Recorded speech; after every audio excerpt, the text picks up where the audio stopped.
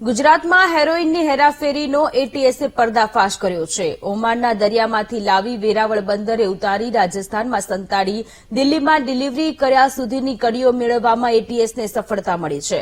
હેરોઇનની હેરાફેરીયા Pakistani connection ખુલતા એટીએસે 3 શખ્સોની ધરપકડ કરી 6 શખ્સોને wanted જાહેર કરી દીધા છે। સપ્ટેમ્બર 2023માં જામનગરના જોડિયાના ઈસા રાવે પાકિસ્તાનના મુર્તુજા નામના ડ્રગ્સ માફિયા પાસેથી હેરોઇન મંગાવ્યું હતું।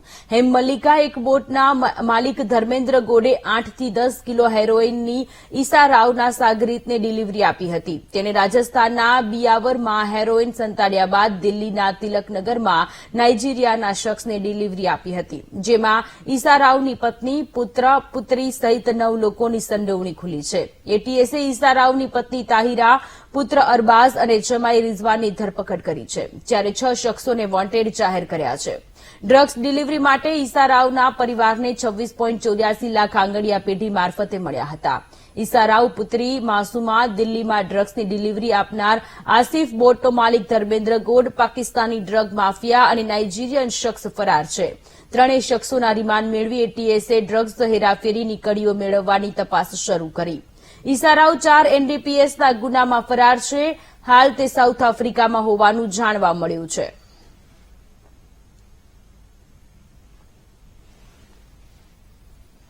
ગઈ સપ્ટેમ્બર અને ઓક્ટોબરમાં ઈશા રાવે સાઉથ આફ્રિકાથી મુર્તુજા નામના માણસનો સંપર્ક કરી અને ઓમાનના દરિયામાં ધર્મેન્દ્ર ગોડને હેમ મલ્લિકા એકની બોટની અંદર ચેનલ નંબર 69 ઉપર સંપર્ક કરી અને 8 થી 10 કિલો હેરોઇનનો જથ્થો મેળવેલ ઓમાનના દરિયા કિનારાથી ગુજરાતના વેરાવળ દરિયાકાંઠે લાવી અને એના જીપીએસ અને વાયરલેસ બોક્સ કાઢી લઈ અને આ મુદ્દામાલને રાજસ્થાન બિયાવર પાસે સંતાડી અને દિલ્હીમાં એક તિલકનગરમાં રહેતા કોઈ સાઉથ આફ્રિકન નાગરિકને આ મુદ્દામાલ પહોંચાડવાનું કામ કરવામાં આવેલ છે। 3 આરોપીની ધરપકડ કરવામાં આવી છે, જેમાં તાહિરા, વાઇફ ઓફ ઈસા રાવ, જોડિયા રહે જામનગર,